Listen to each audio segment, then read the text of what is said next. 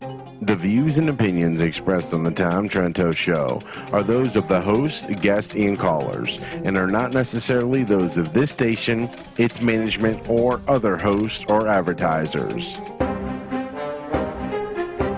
Broadcasting to you on WNN 1470 AM and TrentoVision.tv from the underground command post deep in a hidden bunker in hostile territory. You're about to enter the Tom Trento Show. We're entering right now the Tom Trento Show. Hi, everybody. Tom Trento here on TrentoVision.tv on Wednesday, number 8, the 8th of May. What a beautiful month. The 8th of May, 2013, and we are dealing with all things national security. In particular, we're looking at an event that occurred a little earlier today, a hearing in Washington, D.C., and we'll give you the whole story on that actually tomorrow because things are being worked out. But it ain't going well for the Obama administration, which seems to be caught in a cover-up. And whenever you think of cover-up, you think of two things. You think of Richard Nixon back during the Watergate days when two low-level goofball B&E guys, burglary and entry, broke into some office building, get a little information. And the joke was, Nixon was going to win. It was just ridiculous. A crime wasn't the issue. If Nixon would have said, what are you guys, stupid? It was a cover-up, right? Yeah, put him in jail. It was a cover-up, and the cover-up caused the president to vamoose. The other cover-up was with our dear Bill Clinton, who's made out of Teflon. He did get impeached. That is a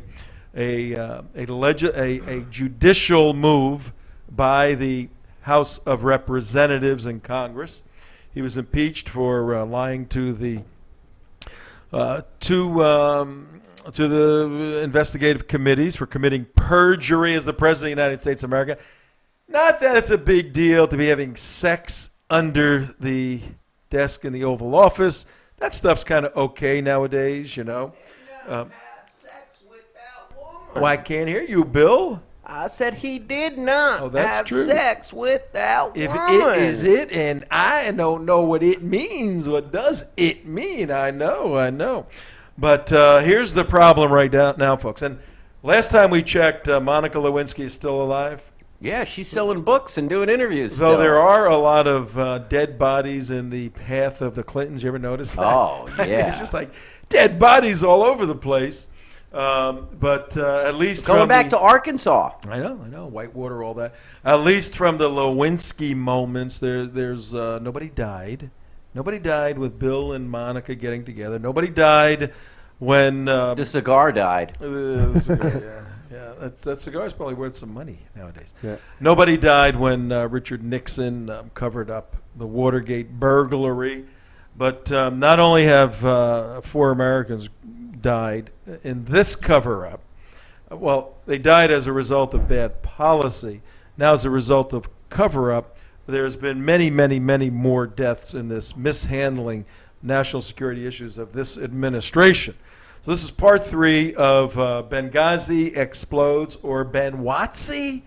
And if you're following along, yesterday on Tuesday, the 7th of May, Tuesday, we said that we're doing our little briefing here this week in 3 phases. Phase 1 was the time before February 17th, 2011, the Martyrs Brigade Revolution of February 17th, 2011 in Libya.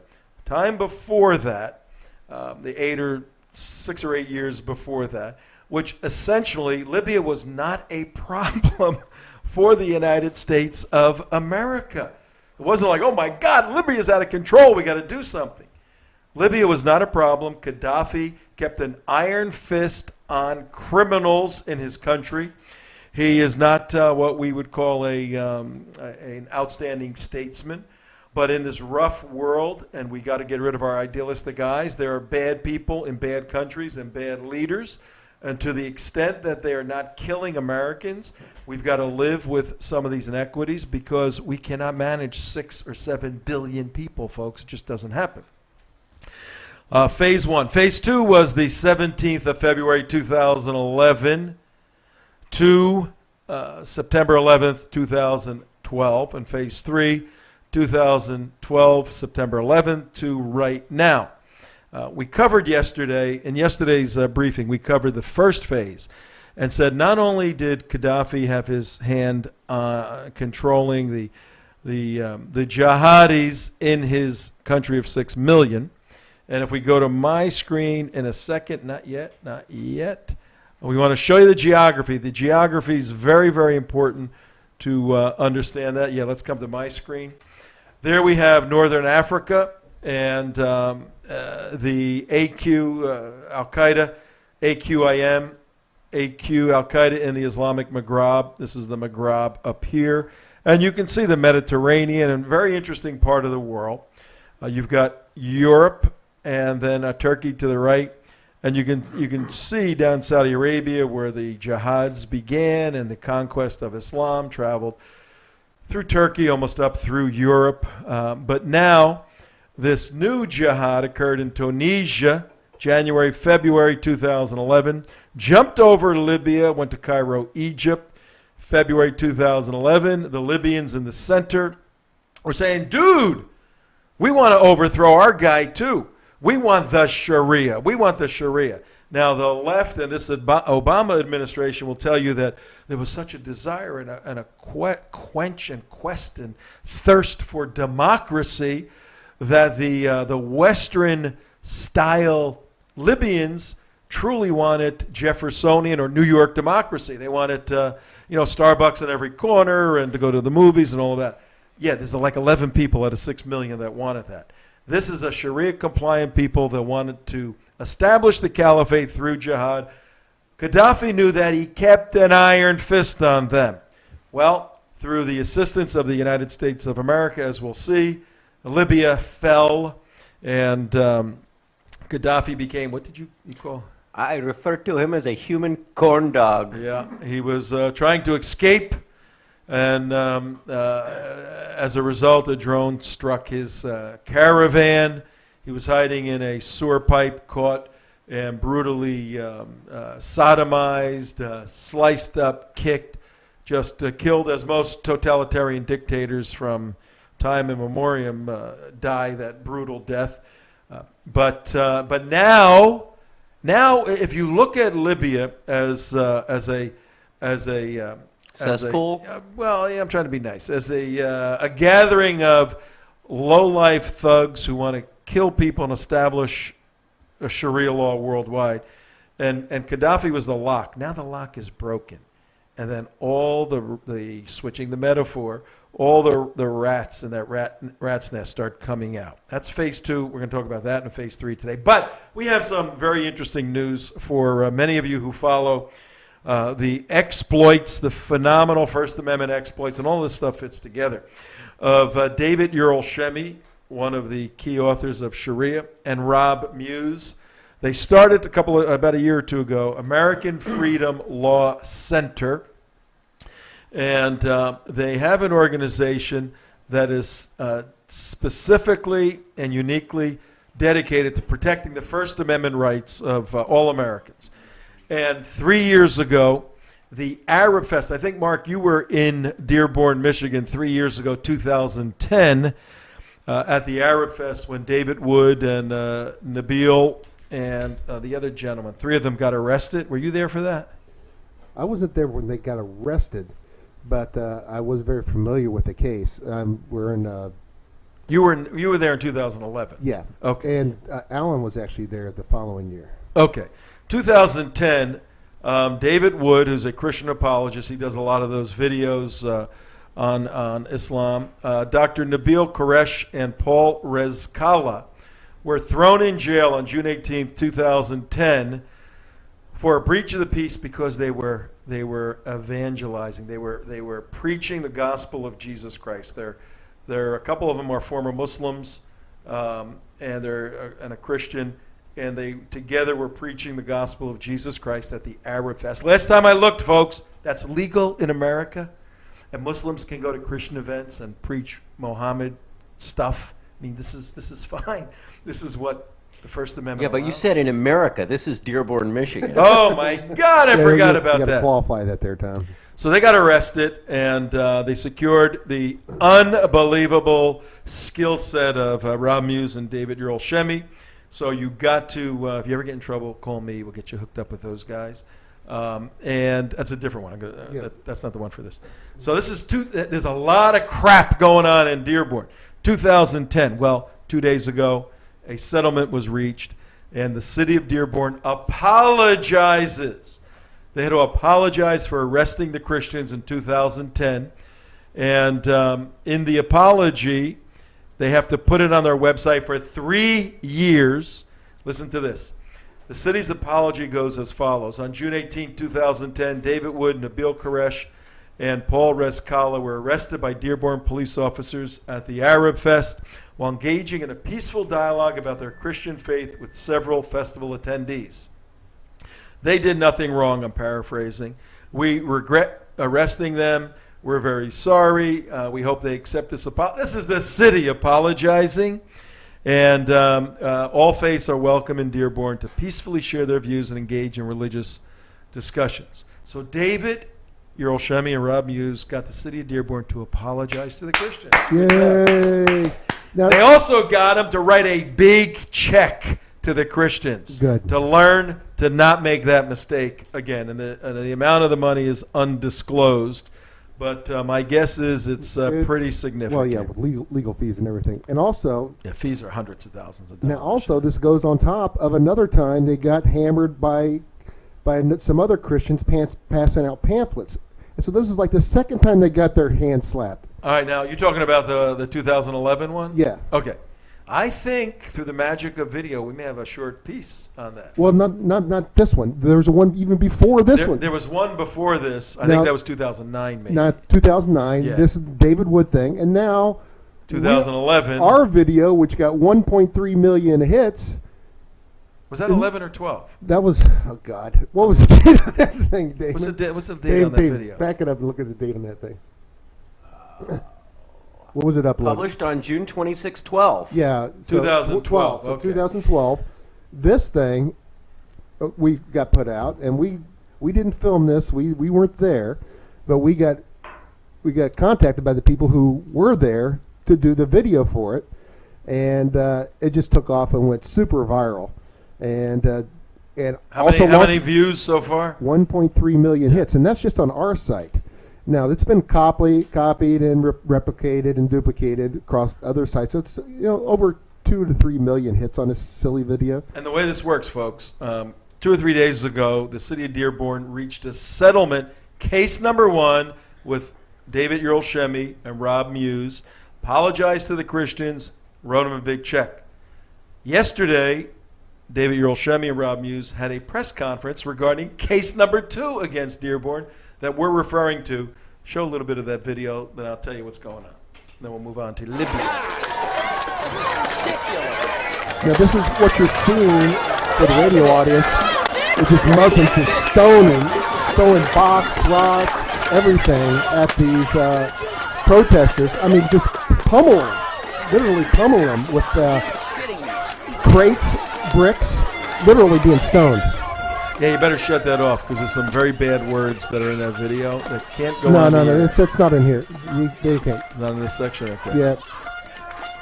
And But- they had injuries and everything like that, and so it was pretty brutal. It was a pretty brutal attack. About 8 or 9 Christian guys went to the Arab Fest, and Little kids just pelting these guys.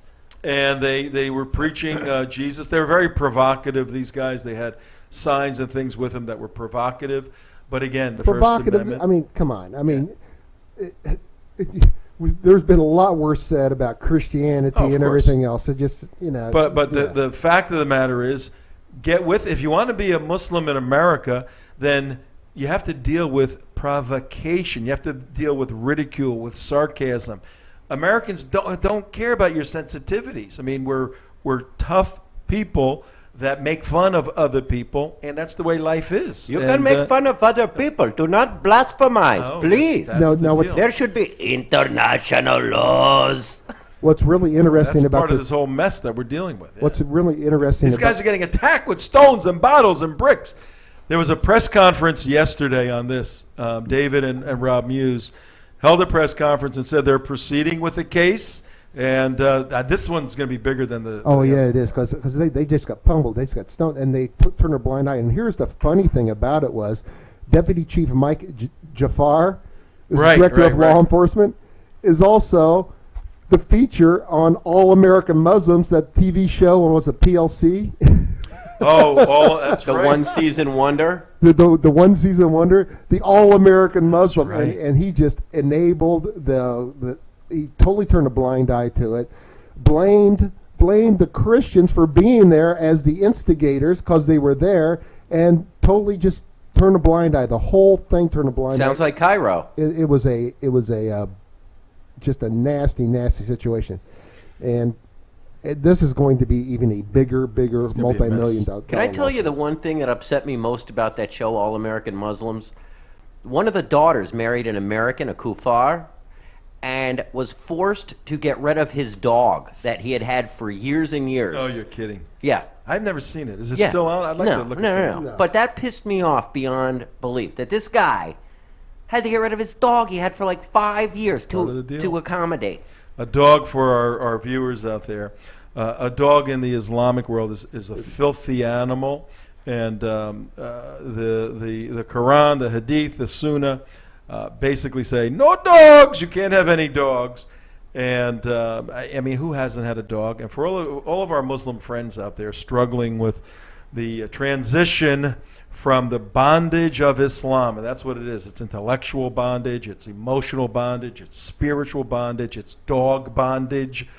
From not being allowed. I mean, a dog is I don't like cats, so I wish it was cats that were like not allowed. No problem, Dan. You're gonna get hate mail. I know. If the Muslims don't kill you, Trento, the cat lovers will. I mean, dogs are phenomenal. You know, I mean, they just, and there's just so many of them, and we've all had dogs. I've had 1 million dogs. I love my dog. I love the dogs so much I don't want any more, because when they pass, I know. it's so difficult. Same here. I don't even want to go through it. Right? 19 years I had a dog. But for a Muslim young guy, young girl, you have no better friend than man's best friend. And that doesn't say, except for Muslims, a dog is man's best friend. So how could you have a wonderful thing like that and still be a good Muslim? Well, maybe you can't. Tell the female women not to fart. Yeah, that's right. Right. Dave, put up net 4 for a second. You should. Anybody who hasn't seen this video with, 4. The video is if you had never seen this video with Muslims stoning Christians in America, you should go see it, because it was a textbook example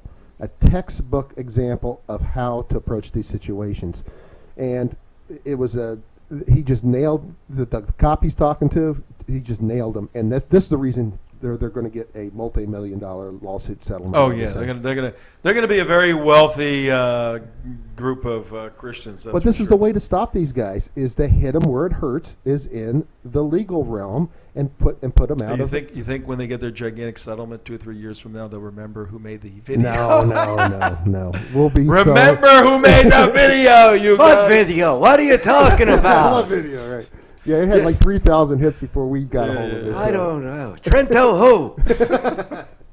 As they're in their yacht, sailing around the coast world. of all those rocks to the head. I can't remember. I can't remember. You know. I forget everything. All right. Well, here's the connection, folks, between what David Yerol-Shemi and Rob Muse, American Freedom Law Center, what they're doing defending the free speech rights of all Americans. In this case, it happens to be against, in many cases, the totalitarian arm of the Muslim Brotherhood, implemented through the city of Dearborn, Michigan, which is Islamic. These guys are doing an amazing job. And part of our work, National Security Radio here on TrentoVision, part of what the United West is about, is exactly to alert Americans, Westerners, to this issue of the Sharia. It's the Sharia that suppresses and chokes all of freedom and life and dignity out of a human being. And we see it taking place in Libya now and in other Islamic countries. And we know that there's a mandate in Islam for Muslims to come to America, the big Satan, the great Satan, and to infect it. And there's 6 people now infecting this administration in a way that is deleterious, dangerous, diabolical, and we're here to tell you about it. So right now we're going to tell you a little bit about phase 2 in Libya, starting on the end of when Gaddafi died, basically. And I don't know who took over. They had all kinds of quasi-committees and national boards, and there is a president there now. They're trying to kind of get hold of what's taking place. It's been 2 years, almost 2 years since he's died. How's that tourism industry working? That's working great. And as of today, the reports in Libya are that the Tripoli, which is the capital city, the government cannot control any portion of Libya. It is being run, any portion of Tripoli. Libya is being run, all of Libya, by unique gangs, and the gangs are Al-Qaeda or Al-Qaeda inspired, Ansar al-Sharia, Ansar supporters, the Sharia, supporters of the Sharia. Is that a secular party? Yeah, it's a secular group of people. James Clapper? Actually, Yeah. what Ansar Non-violent secular groups, right? what Ansar al-Sharia is doing, and they were identified very early on in the September 11, 2012 attack on Benghazi consulate. What they're doing now, and this is a total brotherhood model, they are forming neighborhood watch groups to protect citizens against the thugs, right, who are the Westerners. They're establishing clinics for medical care. They're following the Muslim Brotherhood's political pattern in Egypt to do what? Why are they doing that? Because Set up a caliphate.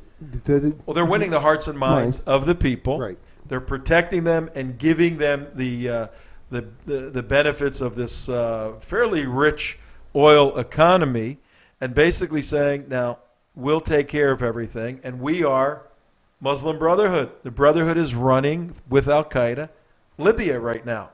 Is that why we got involved in overthrowing Libya? I don't think so. Okay. So things started going badly at the end of 2011 in Libya. They went badly for 1 year, from 2011, August, September, October, to 2012, September 11. And what was, I mean, when Al-Qaeda, just think through this with us, folks, at, 24 minutes past 5 o'clock on Wednesday, the 8th of May. Think through this. When you get rid of Gaddafi and you have no real infrastructure anymore. He had a command and control capability through security police, through the military. When your military abandon you, when the security people do, all hell breaks loose.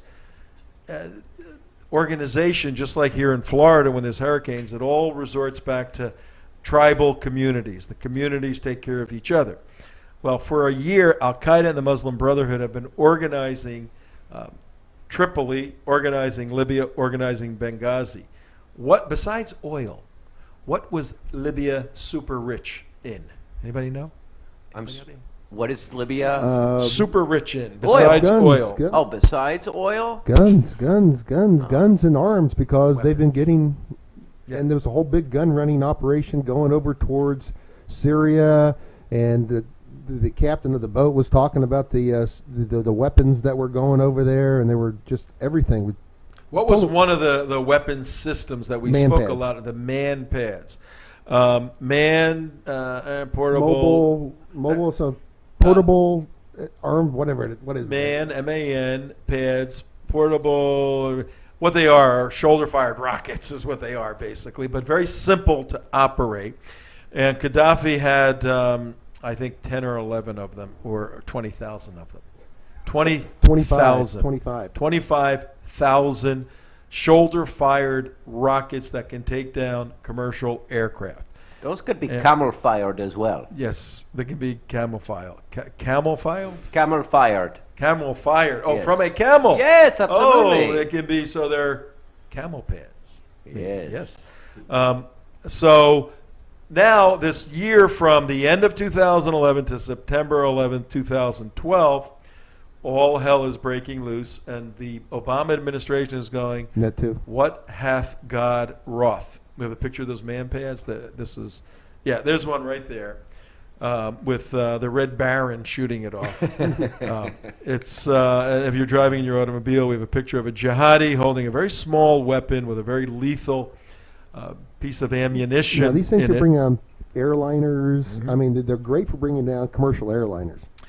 Yeah, they are. And for that whole year, the end. Now, understand the time frame here.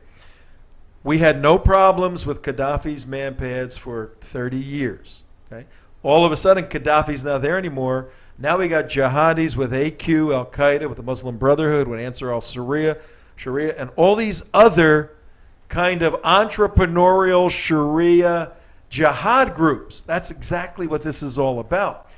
Benghazi. Ben means sons in Arabic. Benghazi, sons of war. Historically, Benghazi is the city of the sons of war.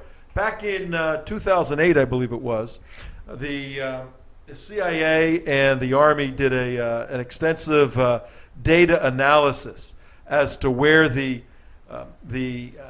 fighters were coming from that were going into Afghanistan and Iraq.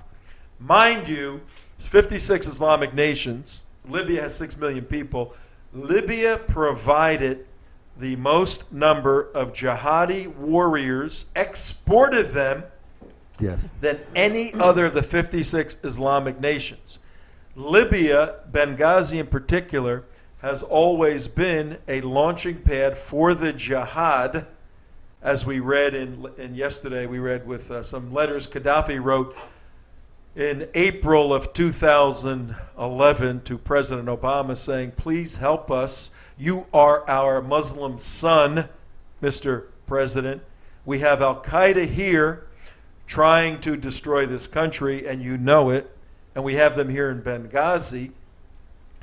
So we know that for that year, from the end of 2011 to the end of 2012, September, arms were being stolen and going all over the place. Where's one of the places that they were wanting? Man-portable air defense Syria. systems. What is the name? What is it? Man-portable air defense systems. Oh, so man is the for a man, portable air defense systems. Right. Air defense systems? Well, they're defending themselves against fighter jets. Yeah. And also choppers. They've knocked down a bunch. Right. You remember the one chopper that got knocked down in Syria? Yeah. That was done by a man pad, and we actually have video of that. Takbir. Well, look at the hang on. Look at the all right, look at the come to my screen. Look at the geography again. The big A where the cursor is for those of you watching on TrentoVision. That's Benghazi. The weapons from the end of 2011 to September 11th, 2012 were going by boat through the Mediterranean to the east to what little country? Syria? Not yet. They went into Turkey. Then they came from there, then they went down. Right. Then Turkey took the weapons and sent them into Syria to fight against the Shias. I mean the Sunnis, fighting against the Iran proxy war. Well, who the hell knows who's fighting anymore in Syria? I was explaining to somebody the other day. They said, "What is the Syria war about?" I said, "Well, it's the Nazis fighting the Nazis." I said, "You have the same thing. You have two people that are evil that want to kill everybody else. They're fighting each other. The best thing we can do in the United States is help the losing side. Whoever's losing, help them a little bit. What do you need? You need a computer as a computer, and put in the computer thing where we can shut it off." You're winning now? Okay. I got to help the other side right now. Yeah, let's help you Well, out. and here's also the dangerous Let them all thing. kill each other. Except when it gets to the point of chemical weapons. Now they get to the point of chemical weapons, and that was the point of the airstrike with Israel 2 days ago. 2 days ago. Boom. No more. No more. They were moving the large Fahid missiles that are Iranian missiles. They were moving them. Syria is a client state. Syria lives through the benefit of Iran, and Iranian missiles were in Syria. Syria's too weak now, really, to do what they need to do with them. So they're going to Hezbollah to be fired, and the Israelis said, "No, not really." Boom, boom, boom. And the Israelis have spies all over the world to protect their interests. And so right now, I mean, Syria's declaring war on Israel. That's next week's show. But look at the geography. That would not be a very long war. No, that would not be a long war at all. All right, now let's get into a timeline starting in the beginning of 2012. Take a look at my screen, please. And you don't, for you viewers there, you don't have to understand every little word. I'm going to skim through a very good timeline at 5:31 in the afternoon on Wednesday, May 8th on WNN 1470. Be sure to listen to Steve Kane and Brian Craig every morning, 6 to 9. There are buddies out there. Steve is on vacation right now. Adam Claxton's taking over for him, but he's doing a great job. He's the executive producer of the show, so he should do a great job, and he does. But we're on TrentoVision.tv. And the archives are on youtube.com/TheUnitedWest. If you're driving in your car, you got to see all this stuff. Go home, youtube.com/TheUnitedWest. Go to today's show. You can see this. Starting in at the end of 2011, the country fell. And starting in the early part of 2012, the ambassador, Kretz, sends a cable, this is March of 2012, about a year ago, to Hillary Clinton requesting additional security assets in Benghazi. So the ambassador there in Benghazi said, "Hey, Hillary, we need some help. This place ain't democratizing." Whatever the hell everybody had in their mind that this was going to be like a, Paris of the North Africa, it ain't happening. They're slicing each other's throats. They're killing each other. There's bloodshed all over the place. They're stealing weapons, and they want to kill us now. We help them win. March 28, 2012. What happened a week later? Terrorists throw an IED over the consulate wall. So they try to blow up the place in April. Then, but nothing to see here. All right. Then Happy Easter, Kufar. Then a week later, the ambassador Kretz says, gets a cable from Clinton to him. He says, "We refuse your request for security. Pare down the plan." Okay. Right. So the ambassador to Libya in January, February, March is biting his fingernails off because the place is about to explode. They're throwing bombs over. He writes to Hillary and says, "We need some help. We need some security." She says, "Oh, your plan was too ambitious. Pare it down." Right. Smart move. April. May, State Department turns down a request from the ambassador's security team for a DC-3 airplane. The DC-3 goes back to like World War II. 1946. Yeah, I've World War flown in II. DC-3s, right? Not in 1946, but... I have. Sure. So they go, we need a plane for supplies, for security, for this, for that. Nope, you can't have it. You could, we could raise money and go buy one for $10,000 probably. But terrorists attacked the Red Cross. They warned the U.S. This is in May of last year. We're going to attack U.S. outlets, U.S. facilities, and Americans. The terrorists, which is Al-Qaeda, which we knew were there, Right. are now turning against the U.S., who helped them defeat Gaddafi.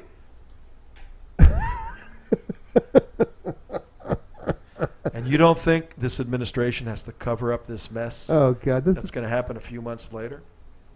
I'm following a timeline here. Now, on June 6th, that one. the terrorists who warned of attack blow a friggin' hole through the consulate wall. They bomb the consulate in June. You didn't hear about this stuff, did you? Well, No. they did. They bombed the consulate in June, blew a big hole through it. And then Stevens, now June 7, 2012, Chris Stevens is the ambassador now. The other guy said, I'm out of here, man. This is crazy stuff.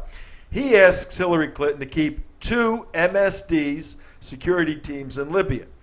And 3 days later, the British ambassador to Libya survives an assassination attempt. The last I looked, the Brits were involved in liberating Libya for the Western Democrats. Al-Qaeda, on the same day, Al-Qaeda forces an open rally in Benghazi. They start having parades now in Benghazi because they almost killed the British ambassador. 5 days later, the State Department tells Mr. Nordstrom that the security team contract would not be renewed. Not only can you have new security, but the security you have now, we can't renew that contract. I wonder why they didn't want to renew that contract. Unbelievable. Maybe because they're getting All right. holes. So let me get this straight, Tom. Somebody saying, you want us to stay? It's going to cost you a little bit more than $100 a day. So let me get this straight, Tom. I'm just trying to do a quick recap on your little timeline here. So what's happening is Al-Qaeda is getting more and more violent and more aggressive and more prevalent over in Benghazi for about a year. About a year. So the ramping up of Al-Qaeda activity, Al-Qaeda involvement, Al-Qaeda everything is which we said all during that time and preceding the invasion and all that. We said this is going to happen. You're gonna let the take the top off of this genie bottle of mass Pressure cooker. Pressure cooker. Yeah. And so the activity kept increasing ever so not so gradually. It was actually on a pretty high ramp phase. And so like we're going to blow you up, and they blow them up. Right. Okay. And so they keep increasing the violence over there. So what does our State Department do and the Obama administration do? Do they increase the defense forces? Do they increase military presence? Or do they call on the Al-Qaeda leadership to stop? Or what happens, Tom? Here's what happens. From July 6, 2012 to August 8th, there were 6 requests for security. And the security request cable said, unpredictable situation in Libya. Libya is a high-risk situation. We need protective detail and bodyguards. State Department orders Ambassador Stevens' security team removed on August 5th. On August 8th, Ambassador Stevens departs Libya, goes to, on the 15th, a week later, an emergency meeting on security at a U.S. mission, saying, I need help. Things are bad here, right? They're screaming, more, give me more troops, give me more guns, give me more everything. And they say, no, we're taking stuff away from you. And ladies and gentlemen, you wonder why this administration tried to cover this whole mess up and blame a stupid, goofy video for causing the death of Ambassador Stevens. He has been targeted now. He knows it. And the State Department blew him off. This is stuff that is getting near. Not only did they blow him off, it wasn't a military request for defense. This was coming from the State Department with inside the State Department asking for more support. Is that correct? Now in Benghazi, yes, it's 100% correct. In Benghazi, some of the people that were working with the United States and other Western NATO countries said on September 8th, you're going to come under attack. The word is out that September 11th is coming. They caught guys doing video surveillance. The word is out that you're going to come under attack. And this is 3 days before the attack. Yeah, and is this new information? This is coming from January. Right. Every day. On 9/10, one day before 9/11, Al-Qaeda leader Ayman al-Zawahiri, he was the right-hand man, the mentor to Osama bin Laden, still alive, hiding out somewhere, maybe Pakistan, calls for Libyans to avenge the death of his deputy, Abu Yaha al-Libi. Remember him? He got zapped by a drone? Yeah, one of those. It's not good to be number 3. Yeah, exactly. He gets hit with a drone. So Ayman al-Zawahiri tells the Libyans, look, al-Libi, he was the al-Qaeda father of Libya, and Americans got him. Go for it. The next day is 9/11. Ambassador Stevens on 9/11 warns the State Department via a cable of deteriorating security in Benghazi. Now, watch this. Now, who's he sending that cable to, Tom? Those cables, not Hillary Clinton. She knows nothing. I know nothing about anything. one of the This was guys- an independent franchise of the State Department, right? This didn't really fall under the Department of State. This was just Well, a little, I'm following- little Libyan Yeah, franchise. you know, in Washington, D.C., those hot dog carts out on the corners. This was a State Department hot dog cart. All the cables got sent there. If the guy Yeah. liked it, then he sent That was then he independently walked it owned. in. Independently owned. Actually, I was bringing up a point here. That cable, he said, we need security. We need security. There's an attack coming. There's an attack coming. One of the people who got those cables was one of the guys who's going to be testifying tomorrow on Capitol Hill, who replaced as the de facto leader of Benghazi in the State Department. Yep. That is going to be so interesting. And So- you're going so to be the- there for it? And we will be there for it. And so the people that are We have been there. testifying, We on- have been there for it. But anyway. just to give you an idea, the people who are testifying tomorrow are not some schlubs down on the thing. These are the highest ranking officials in Benghazi at the time. All right, I'm going to take you real quickly through this now. These are top dog guys, as Mark just said. And earlier today, we heard from them, and we're gonna detail more of that on tomorrow's show. But now watch this. It's 9/11.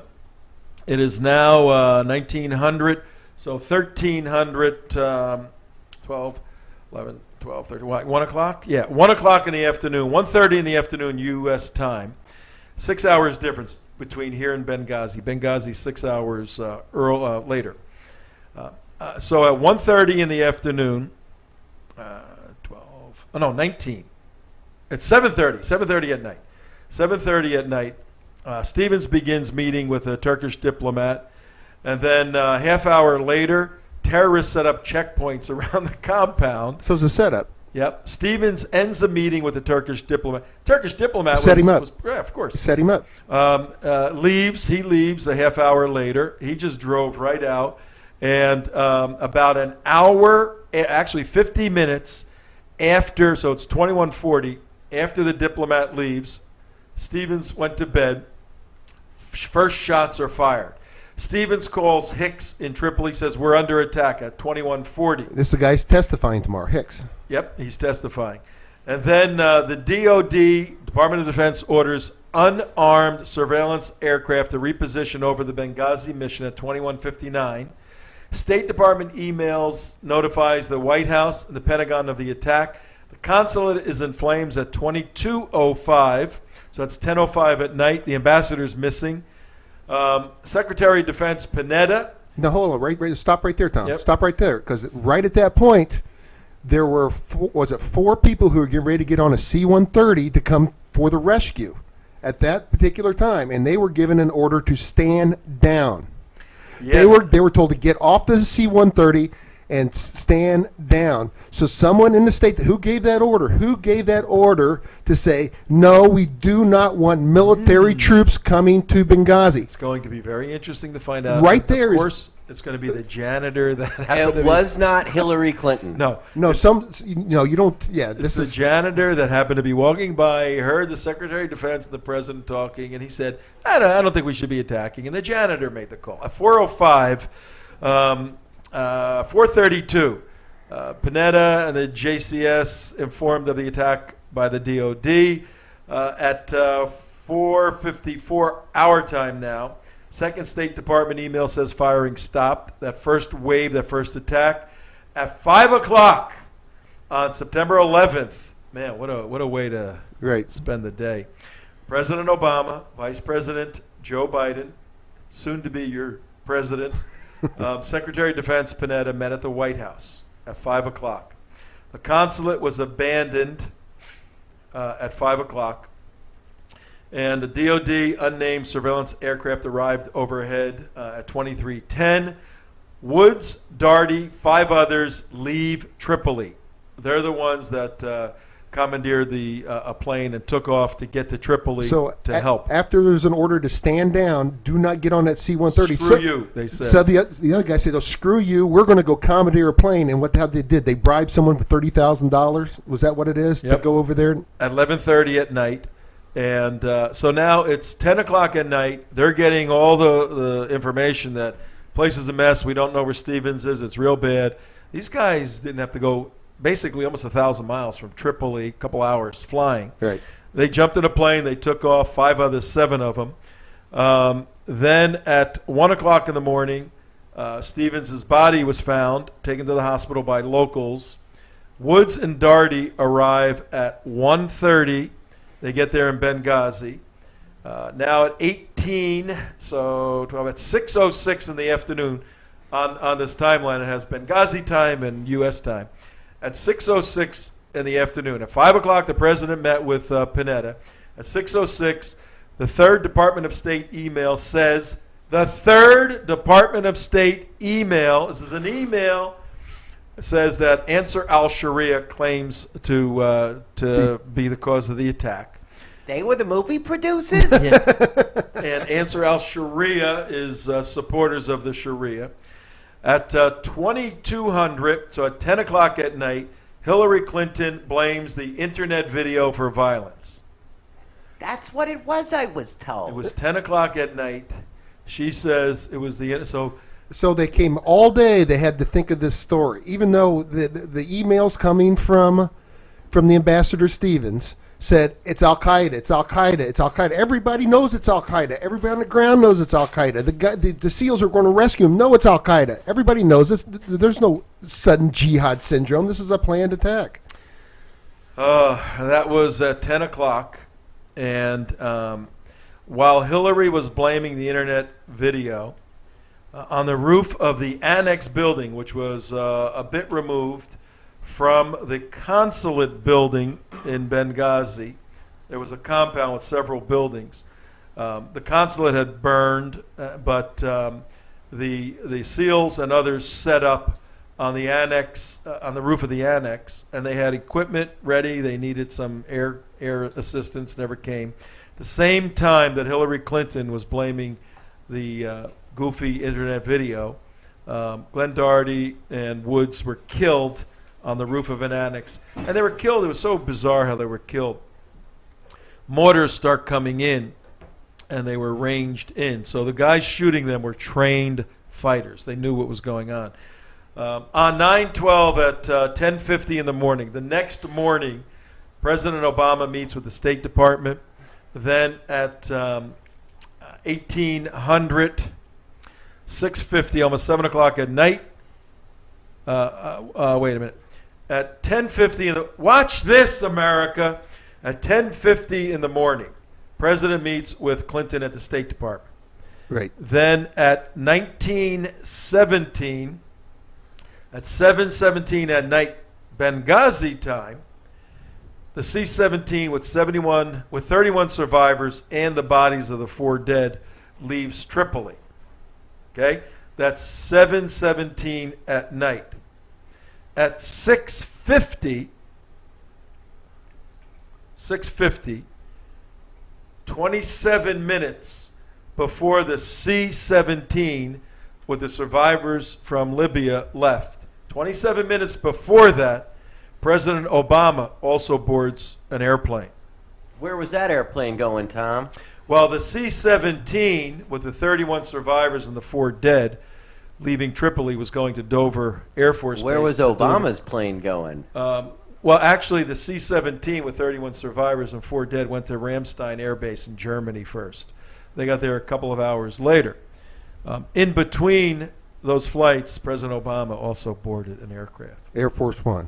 Yeah, he boarded aircraft. He boarded Air Force One to go out and see to greet the survivors.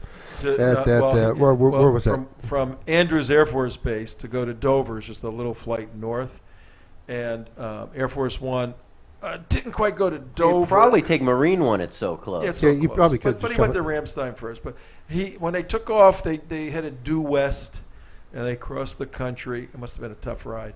and they landed in Las Vegas for a Obama fundraiser because now it's only 55 days till the election. Priorities. So while we have dead U.S. personnel, a dead ambassador on board a transport ship, he decides to take off and go to a campaign stop. He stopped in Las Vegas for a fundraiser at 1850, at 6:50 in the evening on September 12th.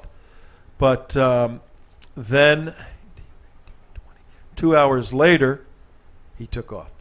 Where did he go then? He went to a fundraiser in Colorado, and he delivered a speech in Colorado the next morning.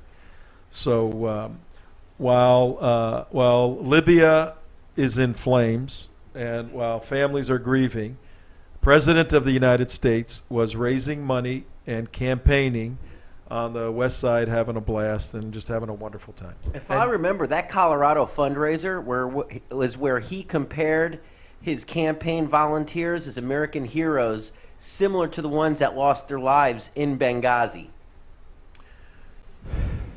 I'm not making that up. Now, this happened on a Tuesday, 9/11. So 9/12 is a Wednesday, and by 9:13, when the president is delivering a speech in Colorado, Jay Carney on 9/13 blames The video. The movie. video. Hey, so do you think by September 25th, 2 weeks later, do you think Obama had an idea if it was the movie or not? 2 weeks after the occurrence, This you is think? very aggravating, this stuff. Because I have a Well, we video have the, of him at the United Nations, that ugly building in New York. Yeah, we've seen that. We need 3 hours, folks. Well, Send I some think- money. We I think need it's- 3 hours. I think it's the really. important thing is actually if we go to the letters on Friday, September We'll 14th. do that very quickly, but from 9:13, I'll just go through this. Jay Carney blames the internet video. On 9:14, there was no advanced warning of any attacks. There was no pre-planning. CNN's Arwa Daman, that you showed me that video, she finds Ambassador Stevens' diary. She finds his diary in the consulate building. 9:15, Obama blames the video. That's the first time, remember, in the Rose Garden there? Right. 9:16, Sunday, Susan Rice blames the internet video on 5 different shows.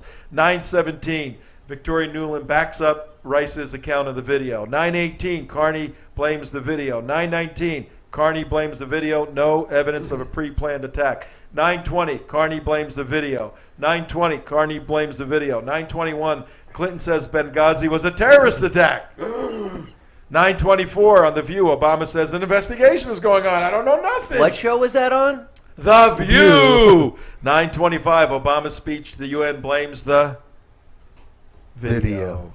9:27, Panetta blames Benghazi as a terrorist attack.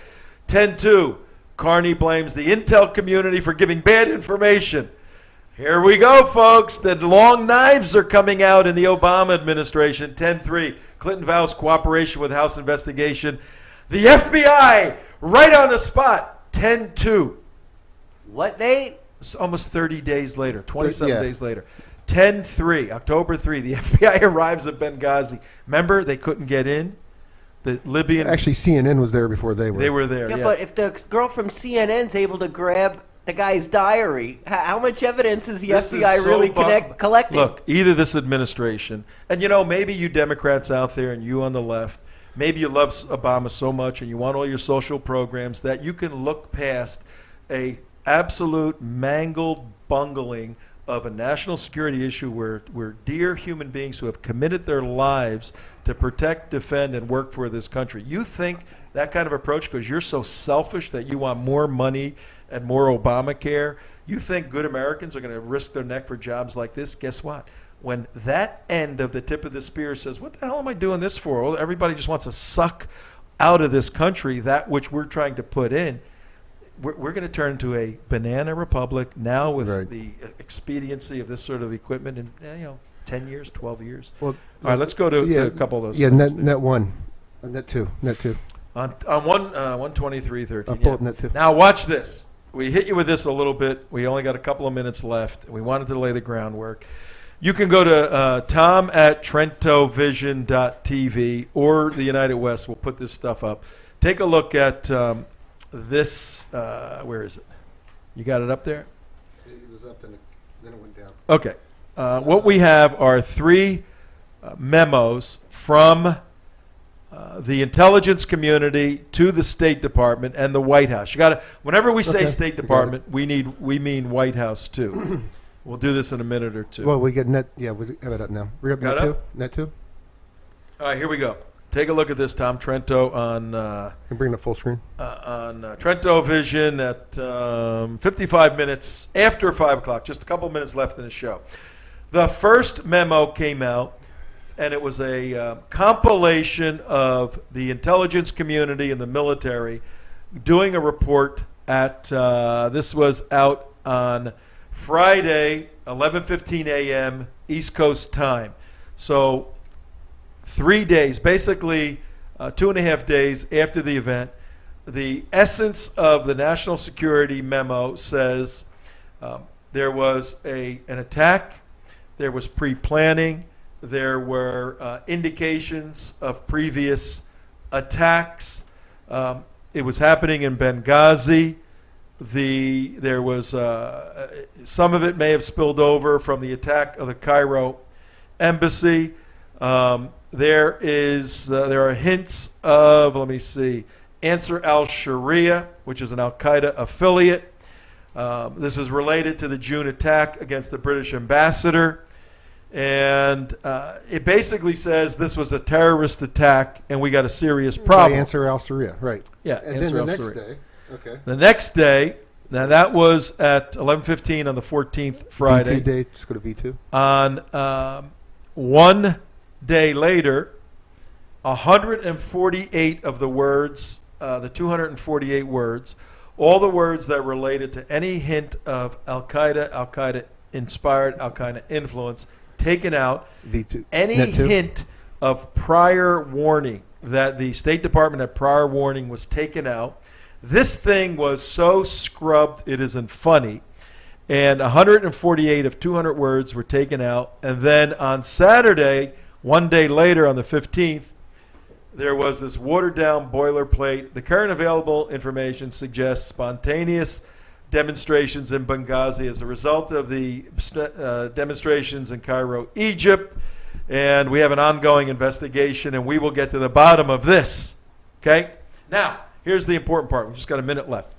The important part is sometimes in the intelligence world, you make a decision not to put all the information out. We understand that. But on the 15th, the official statement from the United States government Net two. was this watered-down view that we really don't know what's going on. Then the next day on the 16th, Sunday, and here's where the cover-up really begins. And on tomorrow's show and Friday's show, we'll hit more of this. The cover-up begins with Susan Rice saying definitively, specifically, declaratively, with no doubt, no categorical qualification, no caveats, it was that goofy movie. That's the cover-up. There's enough here, folks, as we will see in Washington, D.C., to unravel this presidency, which, I guess every country needs a laugh with Mr. Biden as the commander-in-chief and the leader. But we'll see you tomorrow, and we'll figure it all out. Thank you.